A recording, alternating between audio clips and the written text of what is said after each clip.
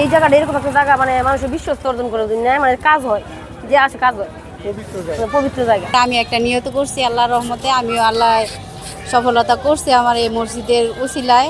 আল্লাহর মাল আমার আল্লাহ দিয়েছে, দান করছে, আপনাদের দোয়ায়ও তো ভালো। মেয়েদের ব্যবস্থাও এখানে সুন্দর ব্যবস্থা আছে নামাজের।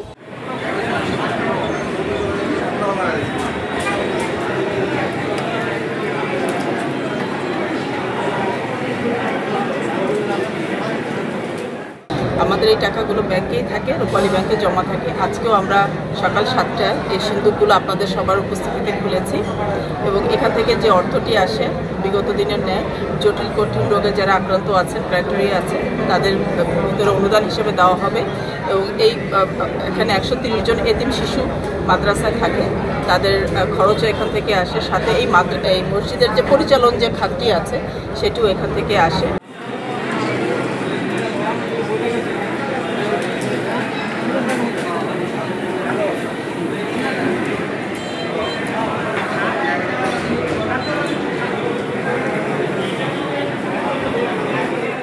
সবাই কাজ করছি, এই যে টাকা যে গুলো হচ্ছে এবং যে শুরুতে বস্তাতে নেওয়া হলো সেখানে সার্বিক যে নিরাপত্তা হতো সেই নিরাপত্তা বেড়ে যাবে এবং এটা সম্পূর্ণ না হওয়া পর্যন্ত সেটা আমাদের থাকে।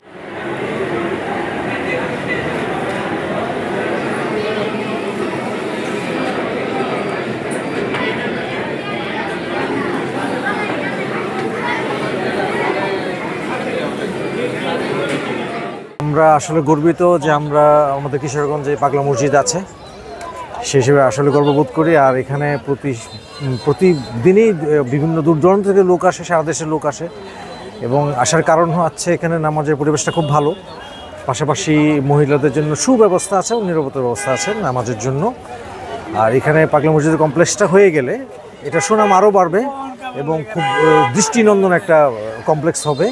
তখন বাংলাদেশের মানুষ আরও দেখতে পাবে যে এখানে পাগলা মসজিদের বিষয়ে।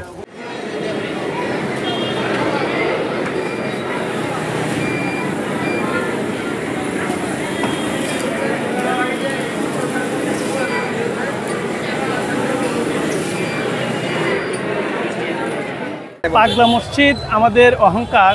এই পাগলা মসজিদকে নিয়ে আমরা কিশোরগঞ্জবাসী খুবই গর্ববোধ করি, কারণ এখানে বিভিন্ন জেলার লোকজন অত্যন্ত সুশৃঙ্খলভাবে সুন্দরভাবে, কোনো দ্বন্দ্ব নাই, কেওয়াজ নাই, সকলে স্বতঃস্ফূর্তভাবে এসে তাদের মনের বাসনা পূরণ করার জন্য আল্লাহর রাস্তায় এসে বিভিন্ন মানত করে, কেউ মুরগি দিচ্ছে, কেউ ছাগল দিচ্ছে, কেউ নরকর টাকা দিচ্ছে, বিভিন্ন স্বর্ণ অলংকার এবং বৈদেশিক মুদ্রাও দিচ্ছে।